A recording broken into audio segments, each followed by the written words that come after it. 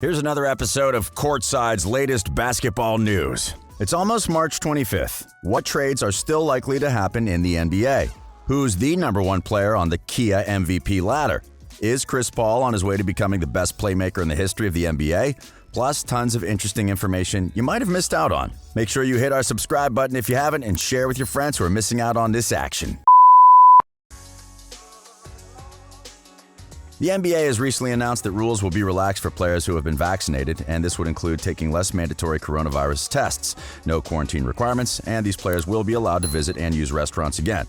Also, there would be no contact tracing issues as regards to these players. Today, the New Orleans Pelicans are the only team to have completed a team-wide vaccination. The team began the process last weekend after the state of Louisiana made it possible for players, coaches, sports medical teams, and staff to start the vaccination process. However, the NBA has announced that only players who have received the final vaccine dose will be considered to be fully vaccinated, and this is usually 2 weeks after the first dose. If the vaccination takes full effect in the NBA, then there will be a major change of rules according to recent announcements from the NBA.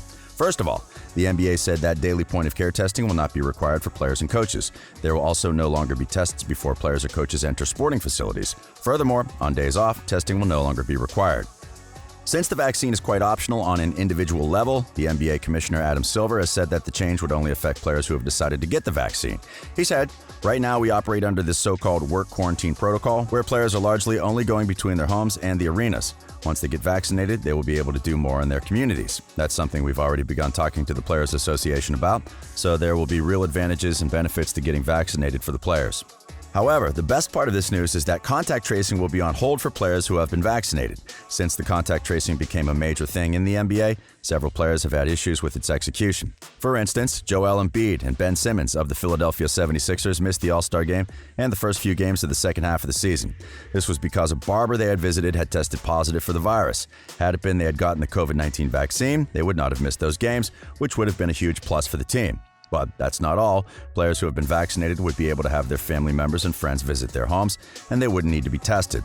Also, they're allowed to have visitors at the team's hotel, visit outdoor restaurants, and even commute with other vaccinated members of the team. The NBA relaxed rules also states that once 85% of the team has been vaccinated, they will not be required to wear face masks during training or while still in the team's training facility. They are also allowed to eat on flights, leave the team's hotel as many times as they want, and also fix testing times that fit into their personal schedules. Just recently, Fred VanVleet of the Toronto Raptors revealed that he had tested positive for the virus and that his recovery process was not an easy one. Fortunately for him, he returned to the lineup of the Raptors on Wednesday. The player said later on, "I wouldn't wish it on anybody, but I'm here, I'm alive, I'm breathing, and I know there's a lot of people that didn't make it through COVID-19. So my thoughts and my heart are with the families and people that have been affected by this thing that weren't as fortunate as I am." Fred VanVleet was indeed lucky, as the coronavirus has killed 541,000 people in the United States and 2.69 million deaths worldwide. Earlier this week, the NBA also announced that 490 coronavirus tests had been completed, and only 3 of those tests had tested positive since the 2020-21 season began. More than 100 NBA players have tested positive for the virus. In spite of several injuries and a team-wide coronavirus outbreak, the Wizards have managed to maintain an upward momentum in their last few games, a momentum so powerful that they were able to guarantee themselves a slot in the Eastern Conference play-in tournament. However, it appears like the team will be playing without their much-needed forward, Davis Bertans, who picked an injury for the second time in 1 week. The sharpshooter has injured his calf for the second time, and this time he will be out for the next 2 weeks. The coach of the team, Scott Brooks, has expressed concerns over the injury of his star player and added that he hopes for the best. He also mentioned the fact that Bertans re-injured his right calf isn't particularly good news for the team. You would remember that Bertans on the 12th of March had to prematurely leave the game against the Philadelphia 76ers. He then played against the Bucks and also on Thursday before he left the game just after 4 minutes due to the overwhelming pain in his calf. Perhaps a surgery is what the sharpshooter needs because the Wizards cannot afford to have him suffer another calf injury after this one. Chris Paul is on his way to being in the league of Steve Nash, Jason Kidd, Mark Jackson, and Magic Johnson. This is because he is just 18 assists away from recording 10,000 assists in his career. When he reaches this number, Chris Paul would become the 6th player in the history of the game to reach that number. The number 1 spot, of course, still belongs to John Stockton, who had 15,806 assists throughout his career, and is closely followed by Jason Kidd, who had 12,091 assists. Chris Paul is in his 16th NBA season, which means he still has some time to break more records. Today, he averages 8.7 assists per game, making him the 5th best in the NBA currently. If Chris maintains this level of consistency, consistency, this would mean that the player has ranked in the top 5 assists leaderboard for 13 seasons. In addition to this, he has won 4 assist titles throughout his career during the 2007-08 season, the 2008-09 season, the 2013-14 season, and the 2014-15 season with the LA Clippers. Throughout his career, the player has only finished lower than 7th place once, a feat only a few NBA players have achieved. What makes Chris Paul a fascinating player, however, is not his ability to assist on the court, but his crazy consistency.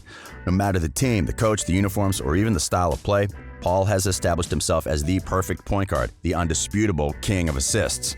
As a player, he maintains a comprehensive vision of the court, an ability which makes it easy for him to make smart decisions, throw dynamic passes, and control a game to fit his own pace. He's also known to be able to break down defenses with his smooth movements and possesses eyes that can tell if a pass will be successful or not.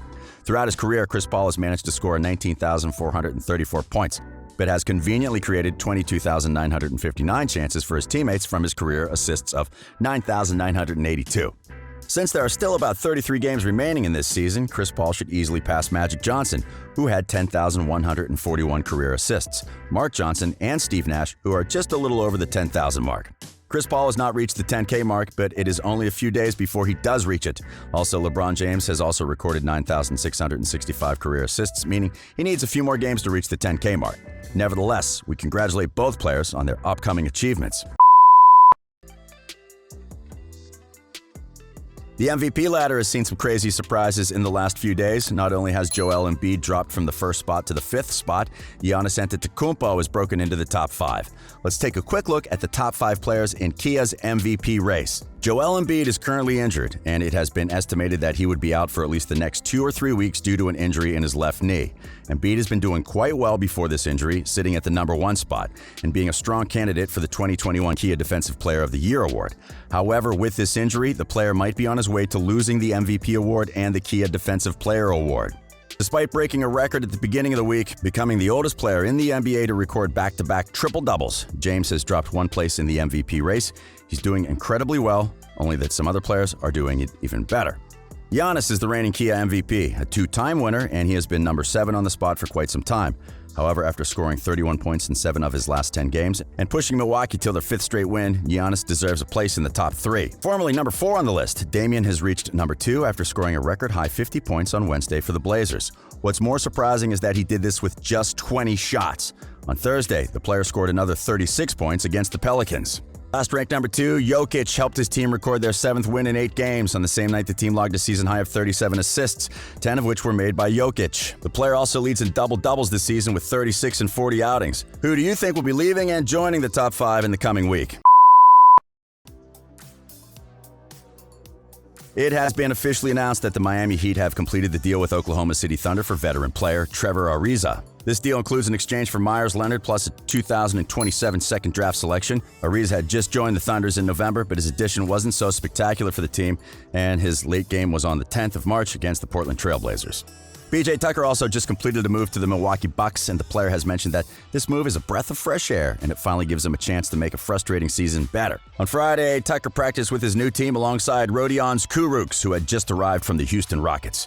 In other news, Lonzo Ball might be on his way back to Los Angeles, where he started his career with the LA Lakers. The Clippers have expressed interest in the guard, and New York Times reporter Mark Stein has reported that the Clippers are exploring several routes to get the player before the final day deadline in Thursday.